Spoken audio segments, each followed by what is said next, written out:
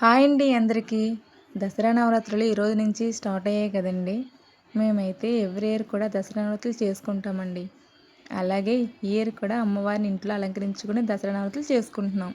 బాలా త్రిపుర సుందరి గై కొను మహారతి, బాలా త్రిపుర సుందరి గై కొను మహారతి, గానలోల జాలమెల దారి చూపుమా, గానలోల జాలమెల దారి చూపుమా.